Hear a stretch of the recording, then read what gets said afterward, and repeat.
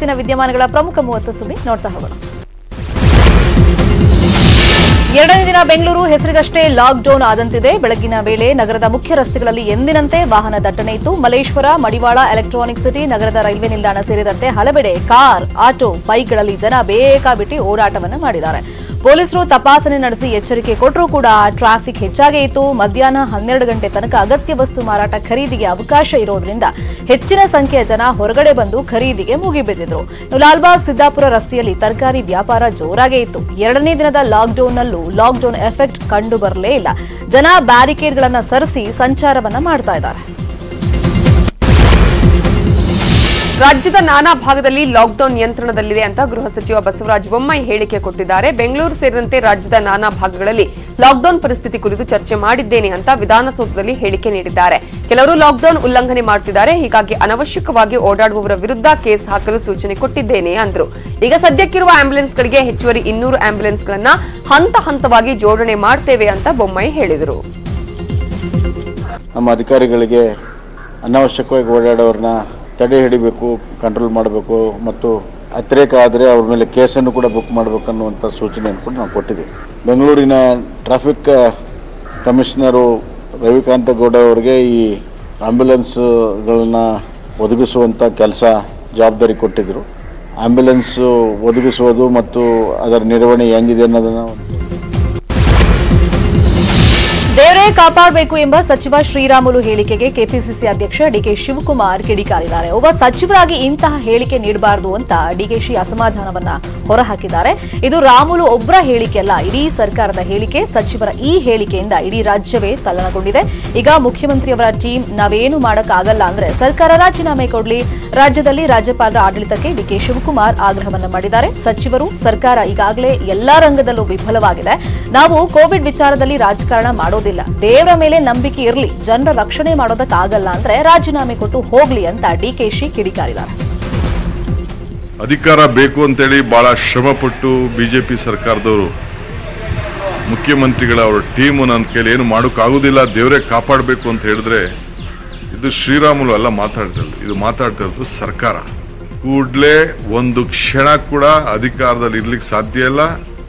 ರಾಜೀನಾಮೆ ಕೊಟ್ಬಿಟ್ಟು governor rule ತಗೊಂಡು ಬಂದು ಬಹುಶಃ ಆಡಳಿತವನ್ನ ಅಧಿಕಾರಿಗಳನ್ನು ಗವರ್ನರೇ ನಡೆಸಲಿ. ಅಧಿಕಾರ ಶ್ರೀರಾಮುಲು ಹೇಳಿಕೆ ಬಗ್ಗೆ ಡಿಕೆಶಿ ಆಕ್ರೋಶವನ್ನ ವ್ಯಕ್ತಪಡಿಸ್ತಾ ಇದ್ದಂತೆ ಸಚಿವ ಶ್ರೀರಾಮುಲು ಟ್ವೀಟ್ ಮುಖಾಂತರ ಸ್ಪಷ್ಟನೆ ಕೊಟ್ಟಿದ್ದಾರೆ. ನನ್ನ ಹೇಳಿಕೆಯನ್ನ ತಪ್ಪಾಗಿ ಅರ್ಥೈಸಲಾಗಿದೆ. ಸೋಂಕು ಹೆಚ್ಚಾಗೋದಕ್ಕೆ ಸರ್ಕಾರದ ನಿರ್ಲಕ್ಷ್ಯ, ಮಂತ್ರಿಗಳ ಬೇಜವಾಬ್ದಾರಿ, ಸರ್ಕಾರದಲ್ಲಿ ಹೊಂದಾಣಿಕೆ ಇಲ್ಲ ಅನ್ನುವ ಪ್ರತಿಪಕ್ಷಗಳ ಆರೋಪಗಳಿಗೆ ಉತ್ತರಿಸುವ ಸಂದರ್ಭದಲ್ಲಿ ಆರೋಪಗಳು ಸತ್ಯಕ್ಕೆ ದೂರವಾದದ್ದು. ಸೋಂಕು ತಡೆಯಲು ಜನರಲ್ಲಿ ಜಾಗೃತಿ ಬರಬೇಕು. ಇಲ್ಲಿ ಎಡವಿದ್ರೆ ಪರಿಸ್ಥಿತಿ ಕ್ಲಿಷ್ಟಕರ ಅಂತ ಹೇಳುವ ಸಂದರ್ಭದಲ್ಲಿ ಇನ್ನೂ ಎಡವಿದ್ರೆ ದೇವರೇ ಕಾಪಾಡಬೇಕು ಅಂತ ಹೇಳಿದ ಎಚ್ಚರಿಕೆಯ ಮಾತುಗಳು ಅವು ಅಂತ ಸ್ಪಷ್ಟನೆಯನ್ನ ಕೊಟ್ಟಿದ್ದಾರೆ. ಸರ್ಕಾರ, ನಮ್ಮ ಮುಖ್ಯಮಂತ್ರಿಗಳಾದ ಯಡಿಯೂರಪ್ಪ ಅವರು, ಸಚಿವರು ಹಗಲಿರುಳು ಕೆಲಸ ಮಾಡುತ್ತಿದ್ದಾರೆ. ಈ ಶತಮಾನದ ಸವಾಲೊಂದನ್ನ ಸಮರ್ಥವಾಗಿ ಎದುರಿಸಿ ಗೆಲ್ಲಲು ಜನರಿಗಾಗಿ ದುಡಿತಾ ಇದ್ದೇವೆ ಅಂತ ಹೇಳಿದರು. ಎಲ್ಲ ಸವಲತ್ತುಗಳನ್ನು ಮಾಡೋದು ಅನ್ನಂತ ವಿಚಾರದಲ್ಲಿ 24 ತಾಸು ಕೆಲಸವನ್ನು ಮಾಡ್ತಾ ಇದ್ದಾರೆ. ಜೊತೆಲಿ ಜನರ ಸಹಕಾರವನ್ನು ಕೊಡೋದ್ರ ಜೊತೆಲಿ ದೇವರು ಕೂಡ ನಮ್ಮನ್ನು ಕಾಪಾಡಬೇಕು ಅನ್ನಂತ ಪದವನ್ನು ನಾನು ಉಲ್ಲೇಖನ ಮಾಡಿದ್ದೀನಿ. ನಿಸ್ಸಹಾಯಕರಾಗಿ ಇವತ್ತು ಮತ್ತೆ ದೇವ್ರ ಕಡೆ ನೋಡಿಸ್ತಾ ಇದ್ದಾನಂತ ಅಲ್ಟಿಮೇಷನ್ ಆಗಿ ಏನೇ ವ್ಯಾಕ್ಸಿನ್ ಬಂದ್ರೆ ಕೂಡ ನಮ್ಮನ್ನೆಲ್ಲರೂ ಕೂಡ ಕಾಪಾಡೋದು ದೇವ್ರನ್ನಂತ ಮಾತನ್ನು ನಾನು ಪದವನ್ನು ಉಲ್ಲೇಖನ ಮಾಡಿನಾಗ್ಲಿ ಆ ಪದವನ್ನು ಬೇರೆ ಅರ್ಥದಲ್ಲಿ ಯಾರು ತಿಳ್ಕೊಳಕ್ ಹೋಗಬಾರ್ದು. ಎಲ್ಲ ಸವಲತ್ತುಗಳನ್ನು ಮಾಡೋದು. ನನಗೆ ಕೊರೋನಾ ಇದೆ, ಬೆಡ್ ಸಿಗ್ತಿಲ್ಲ ಅಂತ ಸೋಂಕಿತನೊಬ್ಬ ನೇರವಾಗಿ ಸಿಎಂ ಮನೆ ಬಳಿ ಬಂದಿದ್ದಾನೆ. ನನಗೆ ಕೊರೋನಾ ಪಾಸಿಟಿವ್ ಇದೆ, ನನಗೆ ಎಲ್ಲೂ ಬೆಡ್ ಸಿಗ್ತಿಲ್ಲ, ನನಗೆ ಸುಸ್ತಾಗ್ತಿದೆ, ನನಗೆ ಆಸ್ಪತ್ರೆಯಲ್ಲಿ ಬೆಡ್ ಕೊಡಿಸಿ ಅಂತ ತನ್ನ ಪತ್ನಿ, ಮಕ್ಕಳ ಜೊತೆಯಲ್ಲಿ ಕೊರೋನಾ ಸೋಂಕಿತ ಸಿಎಂ ಮನೆಗೆ ಆಗಮಿಸಿದ್ದಾನೆ. ಯಾವ ಆಸ್ಪತ್ರೆ ಕಾಲ್ ಮಾಡಿದ್ರೂ ಬೆಡ್ ಸಿಗ್ತಾ ಇಲ್ಲ, ಆಸ್ಪತ್ರೆಯಲ್ಲೂ ಕೂಡ ರೆಸ್ಪಾನ್ಸ್ ಮಾಡ್ತಾ ಇಲ್ಲ ಅಂತ ತನ್ನ ಅಳಲನ್ನ ತೋಡ್ಕೊಂಡಿದ್ದಾನೆ. ಈ ವೇಳೆ ಸ್ಥಳಕ್ಕೆ ಬಂದ ಪೊಲೀಸರು ಆತನನ್ನ ದೂರದಿಂದಲೇ ವಿಚಾರಣೆ ಮಾಡಿ ಆಂಬ್ಯುಲೆನ್ಸ್ ಕರೆಸಿ ಆತನನ್ನ ಆಸ್ಪತ್ರೆಗೆ ದಾಖಲು ಮಾಡಿಸಿದ್ದಾರೆ. ಮಲೇಶ್ವರಂನ ಕೆಸಿ ಜನರಲ್ ಆಸ್ಪತ್ರೆಗೆ ಸೋಂಕಿತರನ್ನ ಕೊಂಡೊಯ್ದು ಚಿಕಿತ್ಸೆಯನ್ನ ನೀಡಲಾಗ್ತಾ ಇದೆ. ಬೆಂಗಳೂರು ಲಾಕ್ಡೌನ್ನಿಂದ ಆದ ಲಾಭ ನಷ್ಟಗಳ ಬಗ್ಗೆ ಚರ್ಚಿಸಲು ನಾಳೆ ಸಿಎಂ ಬಿಎಸ್ವೈ 8 ವಲಯಗಳ ಉಸ್ತುವಾರಿ ಸಚಿವರ ಜೊತೆ ಚರ್ಚೆಯನ್ನ ನಡೆಸಲಿದ್ದಾರೆ. ಗೃಹ ಕಚೇರಿ ಕೃಷ್ಣಾದಲ್ಲಿ ಬೆಳಗ್ಗೆ 11 ಗಂಟೆಗೆ ಸಭೆ ನಡೆಯಲಿದ್ದು 8 ವಲಯಗಳ ಎಲ್ಲಾ ಸಚಿವರು ತಪ್ಪದೆ ಭಾಗಿಯಾಗುವಂತೆ ಸೂಚನೆ ನೀಡಲಾಗಿದೆ. ಈ ವೇಳೆ ಸಚಿವರ ಜೊತೆ ಲಾಕ್ಡೌನ್ ಲಾಭ ನಷ್ಟದ ಬಗ್ಗೆ ಚರ್ಚೆ ನಡೆಯಲಿದೆ. ಜೊತೆಗೆ 2 ದಿನಗಳ ಲಾಕ್ಡೌನ್ನಿಂದ ಕೊರೋನಾ ನಿಯಂತ್ರಣದ ಬಗ್ಗೆ ಸಹ ಮಾತುಕತೆ ನಡೆಯಲಿದೆ. ಬೆಂಗಳೂರಲ್ಲಿ ಕಂದಾಯ ಸಚಿವ ಆರ್ ಅಶೋಕ್, ಸಂಸದ ತೇಜಸ್ವಿ ಸೂರ್ಯ, ಶಾಸಕಿ ಸೌಮ್ಯ ರಾಮಲಿಂಗಾರೆಡ್ಡಿ ಜಂಟಿ ಸುದ್ದಿಗೋಷ್ಠಿ ನಡೆಸಿದರು. ಈ ವೇಳೆ ಮಾತನಾಡಿದ ಅಶೋಕ್, 50% ಬೆಡ್ ಕೊಡಲೇಬೇಕು ಅಂತ ಇವತ್ತು ಖಾಸಗಿ ಆಸ್ಪತ್ರೆಗಳಿಗೆ ಹೇಳಿದ್ದೀವಿ. ಪ್ರತಿ ಆಸ್ಪತ್ರೆಗೆ ನಮ್ಮ ನೋಡಲ್ ಅಧಿಕಾರಿ ಇರ್ತಾರೆ ಅಂತ ಹೇಳಿದ್ರು. ಕೆಲವು ಕಡೆ ನರ್ಸ್ಗಳು ಗೈರಾಗ್ತಾ ಇದ್ದಾರೆ. ಕೋವಿಡ್ ಸಂದರ್ಭದಲ್ಲಿ ಕಡ್ಡಾಯವಾಗಿ ಅವರು ಹಾಜರಾಗಲೇಬೇಕು. ಡಿಸಾಸ್ಟರ್ ಆಕ್ಟ್ ಅಡಿಯಲ್ಲಿ ಕೋವಿಡ್ ಸಂದರ್ಭದಲ್ಲಿ ಕರ್ತವ್ಯಕ್ಕೆ ಹಾಜರಾಗದೆ ತಪ್ಪಿಸಿಕೊಂಡು ಓಡ್ ಹೋದವರ ವಿರುದ್ಧ ಕ್ರಮ ಕೈಗೊಳ್ಳಲಾಗುತ್ತೆ ಅಂತ ಹೇಳಿದ್ರು. ಕರ್ತವ್ಯದಿಂದ ತಪ್ಪಿಸಿಕೊಂಡವರನ್ನ ಟ್ರ್ಯಾಕ್ ಮಾಡ್ತೀವಿ ಅಂತ ಹೇಳಿದ್ರು. ತಜ್ಞರ ವರದಿ ಪ್ರಕಾರ ಕೊರೋನಾ ಇನ್ನೂ 6 ರಿಂದ 7 ತಿಂಗಳು ಅತಿರೇಕಕ್ಕೆ ಹೋಗುತ್ತೆ. ಕೊರೋನಾ ಬೆಂಗಳೂರು ಅಷ್ಟೇ ಅಲ್ಲ, ಪ್ರಪಂಚದಾದ್ಯಂತ ಇದೆ ಅಂತ ಹೇಳಿದ್ರು. ಇನ್ನು ಆಸ್ಪತ್ರೆಗಳ ನರ್ಸ್, ಡಾಕ್ಟರ್ಗಳು 1 ವಾರ ಕೆಲಸ ಮಾಡಿದ್ರೆ 1 ವಾರ ಕ್ವಾರಂಟೈನ್ ಇರಬೇಕಾಗುತ್ತೆ.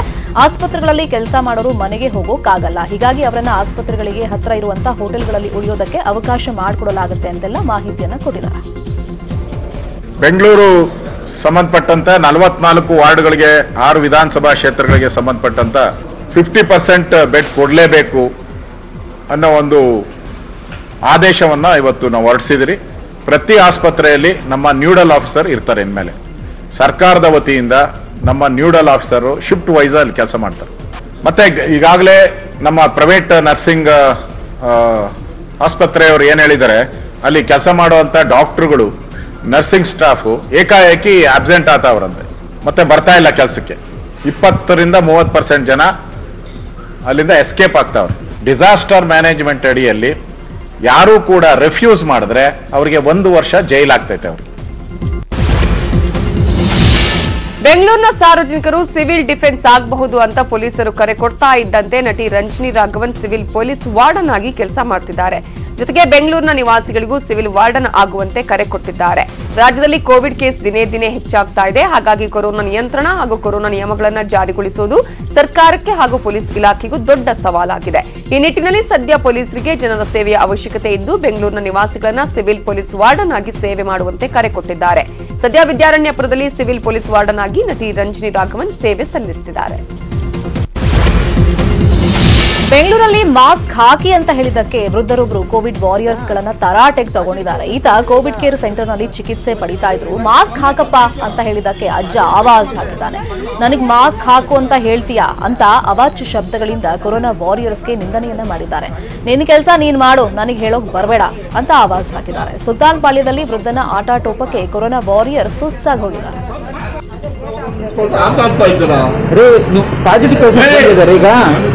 ಪಾಸಿಟಿವ್ ಕೇಸಸ್ ಬಂದಿದೆ ಈಗ.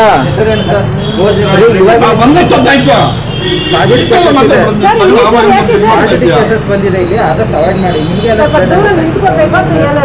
ಪಾಸಿಟಿವ್ ಕೇಸಸ್ ಇದೆ.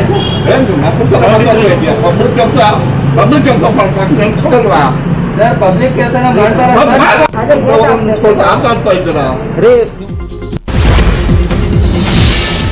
ಬೆಂಗಳೂರಿನ ಖಾಸಗಿ ಆಸ್ಪತ್ರೆಗಳ ಹಣದ ದಾಹಕ್ಕೆ ವೃದ್ಧರೊಬ್ಬರು ಬಲಿಯಾಗಿದ್ದಾರೆ. 72 ವರ್ಷದ ವೃದ್ಧರೊಬ್ಬರು ಉಸಿರಾಟ ಸಮಸ್ಯೆಯಿಂದ ಬಳಲ್ತಾ ಇದ್ರು. ಚಿಕಿತ್ಸೆಗಂತ ಹೇಳಿ ಸಾಕಷ್ಟು ಆಸ್ಪತ್ರೆಗಳಿಗೆ ಅಲೆದಾಡಿದ್ದಾರೆ. ಬಟ್ ಯಾವ ಆಸ್ಪತ್ರೆ ಕೂಡ ಚಿಕಿತ್ಸೆ ನೀಡೋದಕ್ಕೆ ಮುಂದಾಗಿಲ್ಲ, ನಿರಾಕರಿಸಿವೆ. ಲಾಲ್ ಬಾಗ್ನ ಮಾವಳ್ಳಿ ನಿವಾಸಿಯಾದ ವೃದ್ಧರೊಬ್ಬರು ನಿನ್ನೆ south city hospital, Bengaluru medical hospital, ಗಿರಿನಗರದ ಪಲ್ಸ್ ಮಲ್ಟಿಸ್ಪೆಷಾಲಿಟಿ ಹಾಸ್ಪಿಟಲ್, ಕೋಣನಕುಂಟೆಯ ಆಸ್ಟ್ರಾ ಆಸ್ಪತ್ರೆಗೆ ಅಲೆದಾಡಿದ್ದಾರೆ.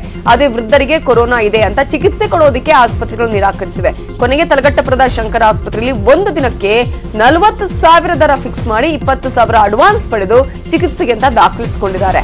ಆದರೆ ಆಸ್ಪತ್ರೆಗೆ ದಾಖಲಾದ 1 ಗಂಟೆಯಲ್ಲಿ ವೃದ್ಧ ಸಾವನ್ನಪ್ಪಿದ್ದಾರೆ. ಬೆಳಗಾವಿಯಲ್ಲಿ ಕೊರೋನಾ ಗೆದ್ದ ರೈತನಿಗೆ ಅದ್ಧೂರಿಯಾಗಿ ಸ್ವಾಗತ ಸಿಕ್ಕಿದೆ. ಬೆಳಗಾವಿ ಜಿಲ್ಲೆಯ ಸವದತ್ತಿ ತಾಲೂಕಿನ ಮೂಗಬಸವ ಗ್ರಾಮದಲ್ಲಿ ಘಟನೆ ನಡೆದಿದ್ದು, ಗ್ರಾಮದ 45 ವರ್ಷದ ವ್ಯಕ್ತಿಗೆ ಕೊರೋನಾ ಸೋಂಕು ತಗುಲಿತು. ಜುಲೈ 9ರಂದು ರೈತನಿಗೆ ಸೋಂಕು ಕನ್ಫರ್ಮ್ ಆಗಿತ್ತು. ಹಾವು ಕಚ್ಚಿದ ಹಿನ್ನೆಲೆಯಲ್ಲಿ ಕಿಮ್ಸ್ನಲ್ಲಿ ಚಿಕಿತ್ಸೆಗೆ ಹೋಗಿದ್ದ ರೈತನಿಗೆ ಕೋವಿಡ್ ಟೆಸ್ಟ್ ಮಾಡಿಸಲಾಗಿತ್ತು. ಬಳಿಕ ಕೊರೋನಾ ಇರುವುದು ದೃಢಪಟ್ಟಿತು. ಇದೀಗ ರೈತ ಗುಣಮುಖರಾಗಿ ಗ್ರಾಮಕ್ಕೆ ವಾಪಸ್ಸಾಗಿದ್ದು, ಗ್ರಾಮಸ್ಥರು ಅದ್ಧೂರಿಯಾಗಿ ಸ್ವಾಗತವನ್ನು ನೀಡಿದ್ದಾರೆ.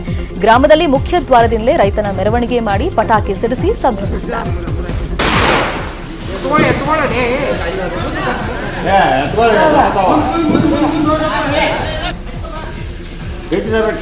ನಾನು ಹೋಗ್ಕೊಂಡು ಬಂದಿದ್ದೆ.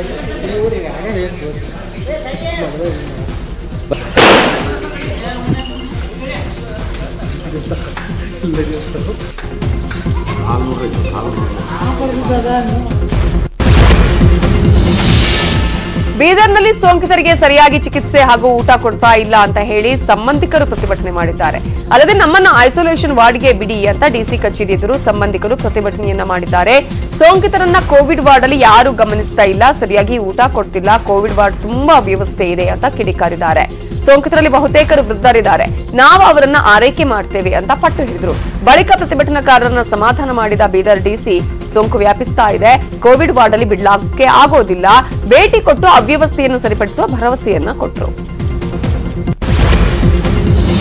ಮಂಡ್ಯದಲ್ಲಿ ಕೋವಿಡ್ ಆಸ್ಪತ್ರೆಯ ಚಿಕಿತ್ಸೆ ಬಗ್ಗೆ ರೋಗಿಗಳು ಮೆಚ್ಚುಗೆಯನ್ನು ವ್ಯಕ್ತಪಡಿಸಿದ್ದಾರೆ. ಆಸ್ಪತ್ರೆಯಲ್ಲಿನ ಚಿಕಿತ್ಸೆ ಮತ್ತು ವಾತಾವರಣ ಸೌಕರ್ಯದ ಬಗ್ಗೆ ಸೋಂಕಿತರಿಂದ ಶ್ಲಾಘನೆ ವ್ಯಕ್ತವಾಗಿದೆ. ಕೊರೋನಾ ಸೋಂಕಿತರಲ್ಲಿ ಆಸ್ಪತ್ರೆಯ ಚಿಕಿತ್ಸೆಯ ಹಾಗೂ ವಾತಾವರಣ ಆತ್ಮವಿಶ್ವಾಸವನ್ನು ಮೂಡಿಸ್ತಾ ಇದೆ. ಹೊಸ ಸೋಂಕಿತರು ಆತಂಕ ಪಡದಂತೆ ಸೋಂಕಿತ ರೋಗಿಗಳು ಆತ್ಮಸ್ಥೈರ್ಯದ ಮಾತುಗಳನ್ನು ಹೇಳ್ತಾ ಇದ್ದಾರೆ. ಆಸ್ಪತ್ರೆಯ ವಾರ್ಡ್ನಲ್ಲಿ ನೃತ್ಯ ಮಾಡ್ತಾ ಸೋಂಕಿತರು ಸಂತೋಷದಿಂದ ಕಾಲವನ್ನು ಕಳೀತಾ ಇದ್ದಾರೆ. ಮಂಡ್ಯ ಜಿಲ್ಲೆಯಲ್ಲಿ ಕೊರೋನಾ ಸೋಂಕಿತರು ಹೆಚ್ಚಾದರೂ ಉತ್ತಮ ಚಿಕಿತ್ಸೆಯಿಂದ ಬೇಗನೆ ಗುಣಮುಖರಾಗ್ತಾ ಇದ್ದಾರೆ. ಸೋಂಕಿತರು ಸಂತೋಷವಾಗಿ ಕಾಲ ಕಳೆದಿರುವಂತಹ ವಿಡಿಯೋ ಸಾಮಾಜಿಕ ಜಾಲತಾಣದಲ್ಲಿ ವೈರಲ್ ಆಗಿದೆ.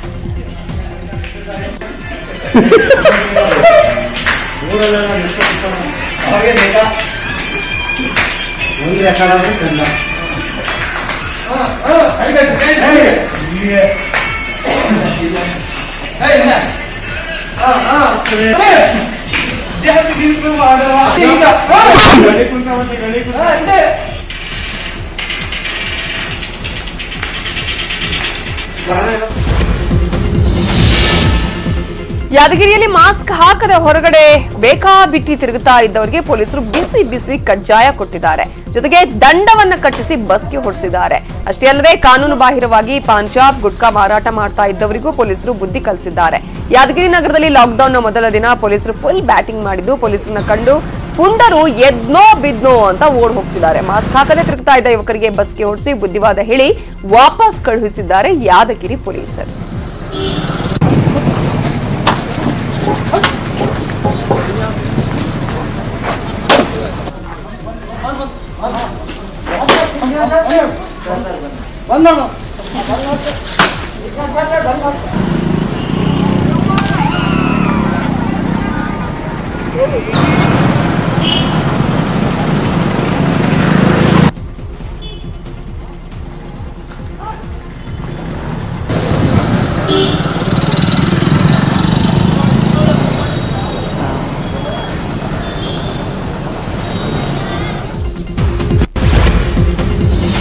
ಆನೇಕಲ್ನಲ್ಲಿ ರೂಲ್ಸ್ ಬ್ರೇಕ್ ಮಾಡಿದವರಿಗೆ ಸರಿಯಾಗಿ ಲಾಠಿ ಏಟು ಬಿದ್ದಿದೆ. ಲಾಕ್ಡೌನ್ ವೇಳೆ ರೋಡಿಗಿಳಿದ ಬೈಕ್ ಸವಾರಿಗೆ ಪೊಲೀಸರು ಲಾಠಿ ರುಚಿಯನ್ನು ತೋರಿಸಿದ್ದಾರೆ. ಆನೇಕಲ್ ಪಟ್ಟಣದ ದೇವರಕೊಂಡಪ್ಪ ವೃತ್ತದಲ್ಲಿ ಬೈಕ್ ಸವಾರಿಗೆ ಪೊಲೀಸರು ಮೊದಲು ಎಚ್ಚರಿಕೆ ಕೊಟ್ಟಿದ್ದಾರೆ. ಆದರೆ ಬುದ್ಧಿ ಕಲಿಯದ ಬೈಕ್ ಸವಾರಿಗೆ ಕೊನೆಗೆ ಲಾಠಿ ಏಟನ್ನು ಕೊಟ್ಟಿದ್ದಾರೆ.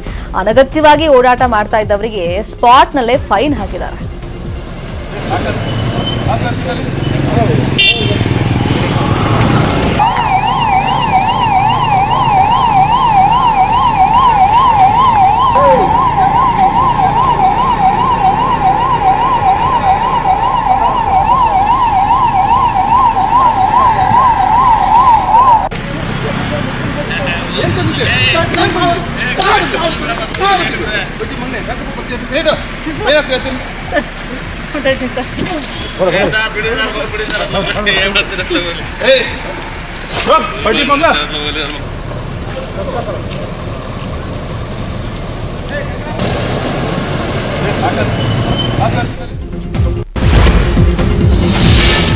ಉಡುಪಿಯಲ್ಲಿ ಕೊರೋನಾ ಸೋಂಕಿಗೆ ಇವತ್ತು ಒಂದೇ ದಿನ 3 ಸಾವನ್ನಪ್ಪಿದ್ದಾರೆ. ಉಡುಪಿ ಮತ್ತು ಕುಂದಾಪುರ ತಾಲೂಕಲ್ಲಿ 2 ಹಾಗೂ ಅಂಕೋಲದ ಸೋಂಕಿತ ಉಡುಪಿಯಲ್ಲಿ ಸಾವಿಗೀಡಾಗಿದ್ದಾರೆ. ತೀವ್ರ ಅಸ್ತಮದಿಂದ ನರಳುತ್ತಾ ಇದ್ದ ವ್ಯಕ್ತಿಯನ್ನ ಕೋವಿಡ್ ಟೆಸ್ಟ್ಗೆ ಒಳಪಡಿಸಿದಾಗ ಸೋಂಕಿರೋದು ದೃಢಪಟ್ಟಿದೆ. ಆದರೆ ಚಿಕಿತ್ಸೆ ಪ್ರಾರಂಭಿಸುವ ವೇಳೆಗಾಗಲೇ ಮೃತಪಟ್ಟಿದ್ದಾರೆ.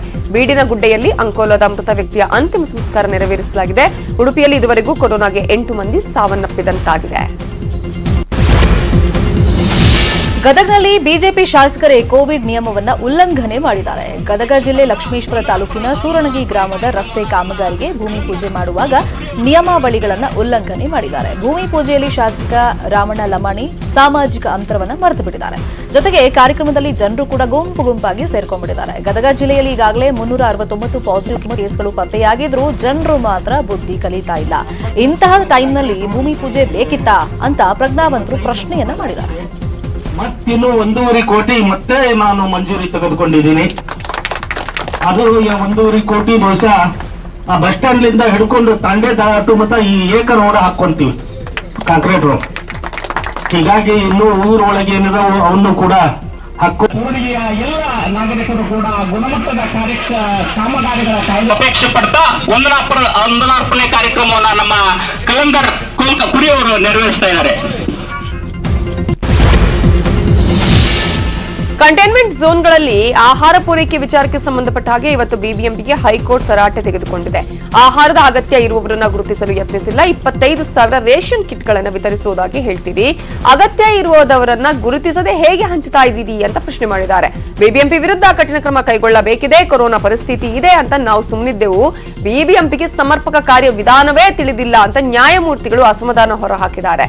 ಆಹಾರ ಸಾಮಗ್ರಿ ವಿತರಣೆಗೆ ಸರ್ಕಾರವೇ ಉಸ್ತುವಾರಿ ಹೊರಬೇಕು, ಉಸ್ತುವಾರಿಯಾಗಿ ಸರ್ಕಾರದ ಹಿರಿಯ ಅಧಿಕಾರಿ ನೇಮಕ ಸೂಕ್ತ ಅಂತ ಹೇಳಿ ಹೈಕೋರ್ಟ್ನ ವಿಭಾಗೀಯ ಪೀಠ ಅಭಿಪ್ರಾಯಪಟ್ಟಿದೆ. ಬಾಗಲಕೋಟೆಯಲ್ಲಿ ಸಾಂಸ್ಥಿಕ ಕ್ವಾರಂಟೈನ್ನಲ್ಲಿ ಶಸ್ತ್ರಚಿಕಿತ್ಸೆಗೆ ಒಳಗಾದ ವ್ಯಕ್ತಿ ನರಳಾಡ್ತಾ ಇದ್ರು. ಯಾವೊಬ್ಬ ಅಧಿಕಾರಿಯೂ ಕಣ್ಣೆತ್ತಿಯೂ ನೋಡ್ತಾ ಇಲ್ಲ. ಕಾಲಿ ಗಾಯವಾಗಿ ತಿಂಗಳ ಹಿಂದೆ ಶಸ್ತ್ರಚಿಕಿತ್ಸೆಗೆ ಒಳಗಾಗಿದ್ದ ವ್ಯಕ್ತಿ ಕ್ವಾರಂಟೈನ್ಗೆ ಒಳಗಾಗಿದ್ದಾರೆ. ಬೀರನೂರು ಗ್ರಾಮದ ಭೀಮಪ್ಪ ಎಂಬಾತ ವ್ಯಕ್ತಿ ನರಳಾಡ್ತಾ ಇದ್ರು. ಅಧಿಕಾರಿಗಳು ಕಣ್ಣೆತ್ತಿಯೂ ನೋಡ್ತಾ ಇಲ್ಲ. ಸಕ್ಕರೆ ಕಾಯಿಲೆ ಹಿನ್ನೆಲೆಯಲ್ಲಿ ಗಾಯ ಉಲ್ಬಣವಾಗಿದ್ದು, ಗಾಯವಾದ ಕಾಲಿಗೆ ಡ್ರೆಸ್ಸಿಂಗ್ ಮಾಡೋದಕ್ಕೆ ವೈದ್ಯರು ಸಿಬ್ಬಂದಿ ಬರ್ತಾ ಇಲ್ಲ. ಎಲ್ಲ ಅಧಿಕಾರಿಗಳಿಗೆ ಫೋನ್ ಮಾಡಿದ್ರು ವೈದ್ಯರನ್ನ ಕಳಿಸ್ತಾ ಇಲ್ಲ ಅಂತ ಆಕ್ರೋಶವನ್ನು ವ್ಯಕ್ತಪಡಿಸಿದ್ದಾರೆ. ಮಾಡೋದಕ್ಕೂ ಕೂಡ ಸಮಸ್ಯೆ ಆಗ್ತಿದೆ ಅಂತ ತಮ್ಮ ನೋವನ್ನ ಹಂಚಿಕೊಂಡಿದ್ದಾರೆ. ಅಲ್ಲೂ ತ್ರಾಸ ಐತಿ, ಏನ್ ಮಾಡ್ಬೇಕು ಹೇಳಿ ಸುಮ್ಮ ಕುಂತ್ಬಿಟ್ಟೆ. ನಾವು ಊಟ ಎಲ್ಲ ಏನೇನು ಹಂಗ ಉಪವಾಸ ಮುಕ್ಕೊಂಡ್ಬಿಟ್ಟೆ. ನಾಕಪ್ಪನ ಏನು ಊಟ ಆಯ್ತವ್ರೆ ಅಂತ ತಮ್ಮನ್ನು ಕೊಡ್ತಾರೋ ನೀವು ಹೋಗಿ ಹಾಕಿಸ್ಕೊಂಡ್ ಬರ್ಬೇಕು? ನಾನೇ ಹೋಗ್ಬೇಕ, ನಾನೇ ತಂದು ಕೊಡೋದಿಲ್ಲ, ನಾನೇ ಹೋಗಿ ಹಾಕ್ಸ್ಕೊಂಡ್ ಬರ್ಬೇಕು ಅವ್ರಿಗೆ. ಅಡ್ಡಾಡಕ್ ಬರೋದಿಲ್ಲ. ಮತ್ತೆ ನಿನ್ನೆ ಹಾಳಿ ಕರ್ಕೊಂಡು ಅಡ್ಡಾಡ್ತೀನಿ, ಏನ್ ಮಾಡೋದು ಹೇಳಿ. ಈಗ ಡ್ರೆಸ್ಸಿಂಗ್ ಒಟ್ಟೆ ಯಾರು ಡ್ರೆಸ್ಸಿಂಗ್ ಮಾಡಕ್ ಬಂದಿಲ್ಲ. ಬರ್ತೀನಿ ಅಂದ್ರೆ ಬಂದೆ, ವಿಡಿಯೋ ಕಳಿಸ್ತಾನ ಬಂದಿಲ್ಲ, ವಿಡಿಯೋನೂ ಬಂದಿಲ್ಲ. ಹೇಳ್ತಾರ ಸುಮ್ಕೊಂಡ್ಬರ್ತಾರ, ಹೇಳಿ ಸುಮ್ಮಕ್ಕಾರ ಹ್ಞೂ ಅಂತಾರ ಗಪ್ಪಕ್ಕಾರ. ಮತ್ತೆ ನಾನು ಸಾಯಲಿನೇ ಇಲ್ಲೇ, ಮತ್ತೆ ನನ್ನ ಗತಿ ಏನು ಮುಂದಿಲ್ಲ.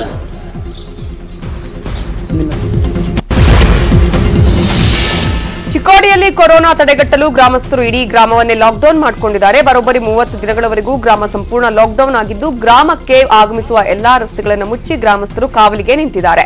ಗ್ರಾಮದಿಂದ ಯಾರು ಹೊರಗಡೆ ಹೋಗುವ ಹಾಗಿಲ್ಲ, ಗ್ರಾಮಕ್ಕೆ ಹೊರಗಿನಿಂದ ಯಾರೂ ಬರುವ ಹಾಗಿಲ್ಲ ಅಂತ ತೀರ್ಮಾನ ಮಾಡಲಾಗಿದೆ. ಚಿಕ್ಕೋಡಿಯ ಕಡಬಗಟ್ಟಿ ಗ್ರಾಮದ ಜನರಿಂದ ದಿಟ್ಟ ತೀರ್ಮಾನಕ್ಕೆ ಜಿಲ್ಲಾಡಳಿತ ಶಹಬಾಸ್ ಹೇಳಿದೆ. ಇನ್ನು ಗ್ರಾಮಕ್ಕೆ ಪಕ್ಕದ ಗೋಕಾಕ್ ಸೇರಿದಂತೆ ಯಾವುದೇ ಊರಿನಿಂದ ಬಂದರೂ ಒಳಗೆ ಬಿಟ್ಕೊಳ್ಬಾರ್ದು, ಹೊರಗಡೆ ಹೋಗಬಾರ್ದು ಅಂತ ಡಂಗೂರ ಸಾರಿ ಎಚ್ಚರಿಕೆ ನೀಡಲಾಗಿದೆ. ಉಳಿದಿರುವಂತಹ ಪ್ರಮುಖ ಇನ್ನು ಪೌರ ಕಾರ್ಮಿಕರ ಸಾವಿನ ಬಗ್ಗೆ ಸಿದ್ದರಾಮಯ್ಯ ಅವರು ಮಾತಾಡಿದ್ದಾರೆ. ವಾರಿಯರ್ಸ್ಗೆ ನೆರವಾಗಿಲ್ಲ ಅಂದ್ರೆ ಏನು ಅನ್ನುವ ಪ್ರಶ್ನೆಯನ್ನ ಕೇಳಿದ್ದಾರೆ. ಕೊರೋನಾ ನಿಯಂತ್ರಣ ಮಾಡುವಲ್ಲಿ ಬಿಬಿಎಂಪಿ ಹಾಗೂ ಇಡೀ ಸರ್ಕಾರವೇ ವಿಫಲ ಆಗಿದೆ, ಇದು ವಿಫಲ ಸರ್ಕಾರ ಅಂತ ಸಿದ್ದರಾಮಯ್ಯ ಅವರು ಸರ್ಕಾರಕ್ಕೆ ಎಚ್ಚರಿಕೆ ಕೊಟ್ಟಿದ್ದಾರೆ. ಕೊರೋನಾ ಅವ್ಯವಹಾರದ ಬಗ್ಗೆ ಮಾತಾಡಿದ ಮಾಜಿ ಸಿಎಂ ಸಿದ್ದರಾಮಯ್ಯ ಅವರು ಮುಖ್ಯ ಕಾರ್ಯದರ್ಶಿಗೆ ಲೆಕ್ಕ ಕೊಡಿ ಅಂತ ಪತ್ರ ಬರೆದಿದ್ದೇನೆ, 2-3 ದಿನದಲ್ಲಿ ಲೆಕ್ಕ ಕೊಡೋದಾಗಿ ಹೇಳಿದ್ದಾರೆ. ಲೆಕ್ಕ ಕೊಟ್ಟ ಮೇಲೆ ಮಾತಾಡ್ತೀನಿ ಅಂತ ಹೇಳಿದ್ರು. ನಾನು ಅನೇಕ ಸಾರಿ ಹೇಳಿದ್ದೀನಿ, ಈ ಸರ್ಕಾರ ಮತ್ತೆ ಮೋದಿಯವರ ಸರ್ಕಾರ ಕೊರೋನಾ ವೈರಸ್ ಅನ್ನ ತಡೆಗಟ್ಟುವುದರಲ್ಲಿ ಸಂಪೂರ್ಣ ವಿಫಲ ಆಗಿದ್ದಾರೆ. ಬರೀ ಪೌರ ಕಾರ್ಮಿಕರಷ್ಟೇ ಅಲ್ಲ, ಆಶಾ ಕಾರ್ಯಕರ್ತರು, ವೈದ್ಯಕೀಯ ಸಿಬ್ಬಂದಿ ಮತ್ತೆ ಜನರು ಇವತ್ತು ಪ್ರತಿದಿನ ಹೆಚ್ಚಾಗ್ತಾ ಇರ್ಬೇಕಾದ್ರೆ ಏನ್ ಕಾರಣ? ಈಗ ಒಂದು ವಾರ ಯಾದಗಿರಿಯಲ್ಲಿ ಲಾಕ್ಡೌನ್ಗೆ ಯಾರೂ ಕೇರ್ ಮಾಡ್ತಾ ಇಲ್ಲ. ಮಧ್ಯಾಹ್ನ 12 ಗಂಟೆಯಿಂದಲೇ ಕಟ್ಟುನಿಟ್ಟಿನ ಲಾಕ್ಡೌನ್ ಜಾರಿಯಾಗಿದ್ರು 1 ಗಂಟೆವರೆಗೂ ಬೀದಿ ಬದಿ ವ್ಯಾಪಾರಿಗಳು ವ್ಯಾಪಾರ ಮಾಡ್ತಾ ಇದ್ರು. ಇನ್ನು ಜನರು ಕೂಡ 1 ಗಂಟೆ ಆದರೂ ಚಿಂತೆ ಇಲ್ಲದೆ ಅಗತ್ಯ ವಸ್ತುಗಳನ್ನು ಖರೀದಿ ಮಾಡ್ತಾ ಇದ್ರು. ನಗರದ ಕೆಲವೆಡೆ ಬ್ಯಾರಿಕೇಡ್ ಹಾಕಲಾಗಿದೆ, ಆದರೆ ಯಾವ ಪೊಲೀಸರು ಮಾತ್ರ ಅಲ್ಲಿ ಕಾಣಸಿಗೋದಿಲ್ಲ.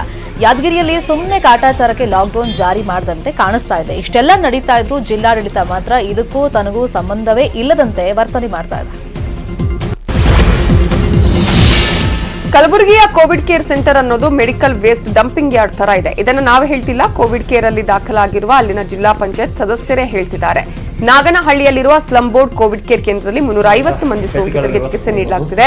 ಅದರಲ್ಲಿ ಸ್ವಚ್ಛತೆ ಇಲ್ಲ, ಬಾತ್ರೂಮ್ ಅಲ್ಲಿ ಬಕೆಟ್ ಇಲ್ಲ, ಕ್ಲೀನಿಂಗ್ ಮಾಡೋರಂತೂ ಇಲ್ಲವೇ ಇಲ್ಲ. 4-5 ದಿನಗಳಿಗೊಮ್ಮೆ ವೈದ್ಯರು ಬಂದು ಥರ್ಮಲ್ ಸ್ಕ್ರೀನಿಂಗ್ ಮಾಡೋದು ಬಿಟ್ರೆ ಮತ್ತೇನೂ ಇಲ್ಲ. ಅಲ್ಲದೆ ಸೋಂಕಿತರಿಗೆ ವಿತರಿಸುವ ಆಹಾರ ಸಂಪೂರ್ಣ ಕಳಪೆ ಮಟ್ಟದ್ದಾಗಿದೆ. ಕೋವಿಡ್ ಕೇರ್ ಸೆಂಟರ್ ಹೊರಗಡೆಯೇ ಔಷಧ ತ್ಯಾಜ್ಯ, ಪಿಪಿ ಕಿಟ್ಗಳನ್ನ ಬೇಕಾಬಿಟ್ಟಿ ಬಿಸಾಡಿದ್ದಾರೆ. ಹೀಗಾಗಿ ಕೋವಿಡ್ ಕೇರ್ ನಲ್ಲಿ ಇರೋರು ಆತಂಕದಲ್ಲಿದ್ದಾರೆ ಅಂತ ಇಲ್ಲಿ ಚಿಕಿತ್ಸೆಗೆ ದಾಖಲಾಗಿರೋ ಚಿಂಚನಸೂರ ಜಿಲ್ಲಾ ಪಂಚಾಯತ್ ಸದಸ್ಯ ಶರಣಗೌಡ ಪಾಟೀಲ್ ಆರೋಪ ಮಾಡಿದ್ದಾರೆ. ಇಲ್ಲೇನೆ ಬಂದ್ಬಿಟ್ಟು ತ್ಯಾಜ್ಯವನ್ನ ಇಲ್ಲೇನೆ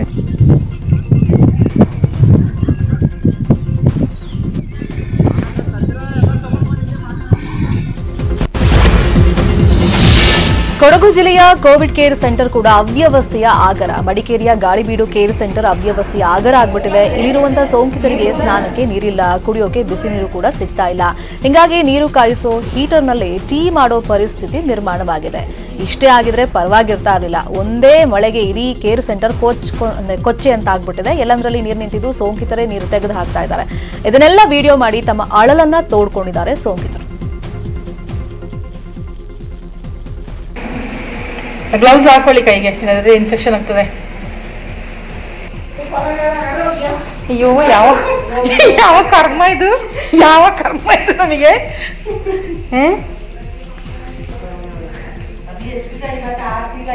6 ತಿಂಗಳು ಆಯ್ತಲ್ಲ ಮಕ್ಳು ಬಿಟ್ಟು. ಈ ಬೆಡ್ರಲ್ಲಿ ಹಾಕಿದ್ರಾ?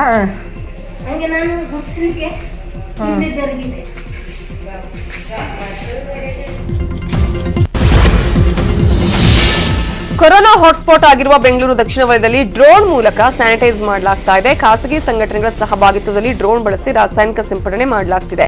ಸಚಿವ ಆರ್ ಅಶೋಕ್, ಸಂಸದ ತೇಜಸ್ವಿ ಸೂರ್ಯ, ಶಾಸಕರಾದ ರಾಮಲಿಂಗಾರೆಡ್ಡಿ, ಸೌಮ್ಯ ರೆಡ್ಡಿ, ರವಿ ಸುಬ್ರಹ್ಮಣ್ಯ ಹಾಗೂ ಉದಯ್ ಗರುಡಾಚಾರ್ ಅವರಿಂದ ಡ್ರೋನ್ ಮೂಲಕ ರಾಸಾಯನಿಕ ಸಿಂಪಡಣೆಗೆ ಚಾಲನೆ ನೀಡಲಾಯಿತು. 50 ಮೀಟರ್ ಎತ್ತರಕ್ಕೆ ಹಾರಬಲ್ಲ ಡ್ರೋನ್ ಇದಾಗಿದ್ದು, ಒಂದು ಡ್ರೋನ್ನಲ್ಲಿ 16 ಲೀಟರ್ ರಾಸಾಯನಿಕ ದ್ರವ ತುಂಬಿಸಬಹುದು. ಒಂದು ಬಾರಿ ಡ್ರೋನ್ ಹಾರಿಸಿದ್ರೆ 15 ನಿಮಿಷ ಹಾರಾಡುತ್ತೆ. 15 ನಿಮಿಷದಲ್ಲಿ 1.5 ಎಕರೆಯಷ್ಟು ಪ್ರದೇಶಕ್ಕೆ ರಾಸಾಯನಿಕ ಸಿಂಪಡಣೆಯನ್ನ ಮಾಡಬಹುದಾಗಿದೆ.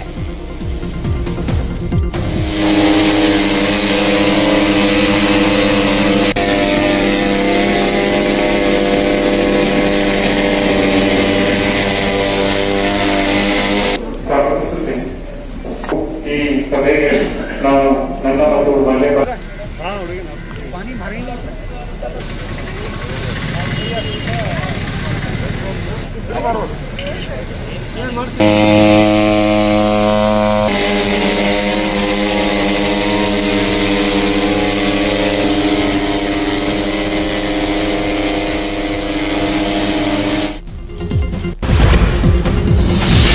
ಕಲಬುರಗಿ ಜಿಲ್ಲೆಯಲ್ಲಿ ವರುಣ ಅಟ್ಟಹಾಸವನ್ನ ಮಾಡಿದೆ. ಚಿಂಚೋಳಿ ಹಾಗೂ ಕಮಲಾಪುರ ತಾಲೂಕಿನಾದ್ಯಂತ ಭಾರೀ ಮಳೆಯಿಂದ ಕೆಲ ಗ್ರಾಮಗಳೇ ಜಲಾವೃತವಾಗ್ಬಿಟ್ಟಿದೆ. ಮುಲ್ಲಾಮಾರಿ ನದಿ ಉಕ್ಕಿ ಹರಿತಾ ಇದ್ದು ಕನಕಪುರ ಗ್ರಾಮದ ಶ್ರೀ ಬಸವೇಶ್ವರ ದೇವಸ್ಥಾನ ಮುಳುಗಿದೆ. ಇನ್ನು ಚಿಮ್ಮನಚೋಡ್ ಮನ್ನಾಖೇಳಿ ರಸ್ತೆಯ ಸೇತುವೆ ಜಲಾವೃತ ಆಗಿದೆ. ಹಲವು ಮನೆಗಳು ಜಲಾವೃತಗೊಂಡು ಜನಜೀವನ ಅಸ್ತವ್ಯಸ್ತವಾಗಿದೆ. ಸಾವಿರಾರು ಎಕರೆ ಜಮೀನು ಮುಳುಗಡೆಯಾಗಿ ತೊಗರಿ, ಉದ್ದು, ಹೆಸರು ಸೇರಿದಂತೆ ವಿವಿಧ ಬೆಳೆಗಳು ನೀರ್ಪಾಲಾಗಿದೆ.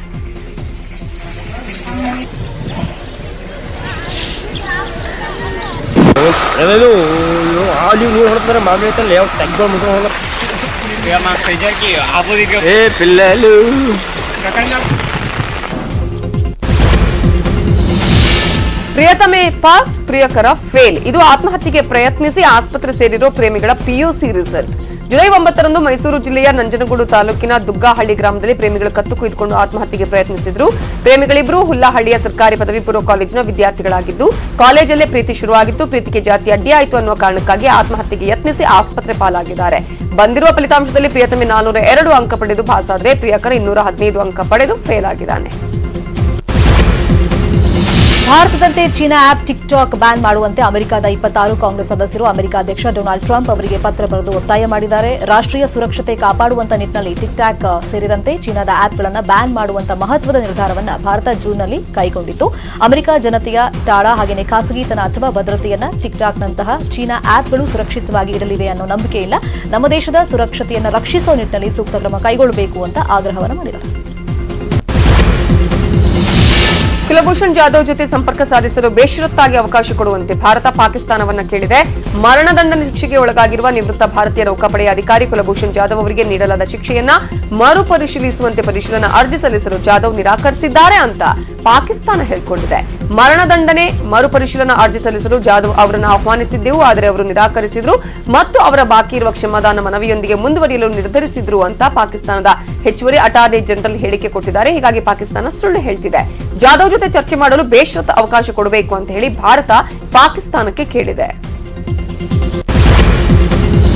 ರಾಜಸ್ಥಾನ ಕಾಂಗ್ರೆಸ್ ಪಕ್ಷದೊಳಗೆ ಭುಗಿಲೆದ್ದಿರುವಂತಹ ಕಗ್ಗಂಟು ಈಗ ಹೈಕೋರ್ಟ್ ಮೆಟ್ಲನ್ನು ಹತ್ತಿದೆ. ಶಾಸಕ ಸ್ಥಾನದಿಂದ ಅನರ್ಹಗೊಳಿಸಲಾಗಿರುವ ಎಚ್ಚರಿಕೆ ನೀಡಿ ಸ್ಪೀಕರ್ ವಿರುದ್ಧ ನೀಡಿದಂತಹ ನೋಟಿಸ್ ಅನ್ನು ಪ್ರಶ್ನಿಸಿ ಸಚಿನ್ ಪೈಲಟ್ ಮತ್ತಿತರರು ಹೈಕೋರ್ಟ್ ಮೆಟ್ಲನ್ನು ಹತ್ತಿದ್ದಾರೆ. ಇವತ್ತು ನ್ಯಾಯಾಲಯದಲ್ಲಿ ಈ ಬಗ್ಗೆ ವಿಚಾರಣೆ ನಡೆಯಲಿದೆ. 2 ಶಾಸಕಾಂಗ ಪಕ್ಷ ಸಭೆಗಳಿಗೆ ಗೈರು ಹಾಜರಾಗಿದ್ದ ಸಚಿನ್ ಪೈಲಟ್ ಹಾಗೂ 18 ಜನರಿಗೆ ಸ್ಪೀಕರ್ ಸಿಪಿ ಜೋಶಿ ನೋಟಿಸ್ ಅನ್ನು ಕೊಟ್ಟಿದ್ದಾರೆ. ಸ್ಪೀಕರ್ ನೀಡಿದ ನೋಟಿಸ್ ಸಿಂಧುವಲ್ಲ, ಅದು ಅಕ್ರಮ. ತಾನು ಕಾನೂನು ಹೋರಾಟ ಮಾಡೋದಾಗಿ ಸಚಿನ್ ಪೈಲಟ್ ನಿನ್ನೆನೇ ಹೇಳಿಕೆಯನ್ನು ಕೊಟ್ಟಿದ್ರು. ಇನ್ನು ಸಿಎಂ ಅಶೋಕ್ ಗೆಹ್ಲೋಟ್ ಪ್ರಭಾವದಿಂದ ಸ್ಪೀಕರ್ ಅವರು ಈ ತರ ನಿರ್ಧಾರ ಕೈಗೊಂಡಿದ್ದಾರೆ ಅಂತ ಹೈಕೋರ್ಟ್ಗೆ ಸಲ್ಲಿಸಿದ ಅರ್ಜಿಯಲ್ಲಿ ಸಚಿನ್ ಪೈಲಟ್ ಮತ್ತಿತರರು ವಾದವನ್ನ ಮಾಡಿದ್ದಾರೆ. ಕಳೆದ 1 ವಾರದಿಂದ ರಾಜಸ್ಥಾನ ಕಾಂಗ್ರೆಸ್ ಅಲ್ಲಿ ಇದೇ ರೀತಿ ಪರಿಸ್ಥಿತಿ ಇರೋದು. ಸೊ ಯಾವಾಗ ದೆಹಲಿಗೆ ಹೋದ್ರು ಇನ್ ಕಾಂಗ್ರೆಸ್ ಅವರನ್ನು ಮೀಟ್ ಮಾಡ್ತಾರಾ ಅಥವಾ ಬಿಜೆಪಿ ಹೈಕಮಾಂಡ್ ಜೆಪಿ ನಡ್ಡಾ ಅವರನ್ನ ಮೀಟ್ ಮಾಡ್ತಾರೆ ಸಚಿನ್ ಪೈಲಟ್ ಅಂತ ಹೇಳಲಾಗ್ತಾ ಇತ್ತು. ಬಟ್ ಅದು ಯಾವುದೂ ಕೂಡ ಸಾಧ್ಯವಾಗ್ಲಿಲ್ಲ ಕೊನೆ ಹಂತದಲ್ಲಿ. ಸೊ ನಮ್ಮ ಹತ್ರ ಈಗ ಶಾಸಕರ ಬೆಂಬಲ ಇದೆ ಅಂತ ಹೇಳ್ಬಿಟ್ಟು ಈಗ ಅಶೋಕ್ ಗೆಹ್ಲೋಟ್ ಅವರು ರಾಜ್ಯಪಾಲರಿಗೆ ಒಂದು ಪತ್ರ ಕೂಡ ರವಾನೆ ಮಾಡಿದ್ದಾರೆ. ಸೊ ಇದೀಗ ಬಿಜೆಪಿ ಅವರು ಕೇಳ್ತಿರೋದು ಅವ್ರ ಹತ್ರ ಬಹುಮತ ಇಲ್ಲ, ಅದನ್ನ ಸಾಬೀತುಪಡಿಸಲಿ ಅಂತ ಅವರು ಒತ್ತಡವನ್ನ ಹಾಕ್ತಾ ಇದ್ದಾರೆ. ಬಟ್ ಇವಾಗ ಯಾವಾಗ ಅವರನ್ನ ಡಿಸಿಎಂ ಸ್ಥಾನದಿಂದ ಕೈ ಬಿಡಲಾಯಿತು, ಅದ್ರ ಜೊತೆಗೆ ರಾಜಸ್ಥಾನ ಕಾಂಗ್ರೆಸ್ ಅಧ್ಯಕ್ಷ ಸ್ಥಾನದಿಂದ ಕೈ ಬಿಡಲಾಯಿತು ಪೈಲಟ್ ಅವರನ್ನ. ಸೊ ಅವರೀಗ ಹೈಕೋರ್ಟ್ ಮೆಟ್ಲನ್ನ ಹತ್ತಿದ್ದಾರೆ. ಮತ್ತೆ ಅವರ ಶಾಸಕತ್ವವನ್ನೇ ಅಸಿಂಧುಗೊಳಿಸಿ ಸ್ಪೀಕರ್ ಈಗ ಒಂದು ಆದೇಶವನ್ನ ಕೊಟ್ಟಿರೋದ್ರಿಂದ ಕಾನೂನು ಹೋರಾಟಕ್ಕೆ ಮುಂದಾಗಿದ್ದಾರೆ.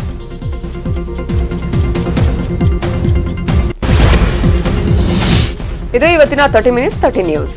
ನೋಡ್ತಾ News 18 ಕನ್ನಡ, ಜಾಲ ನಮ್ಮದು, ಬಲ ನಿಮ್ಮದು.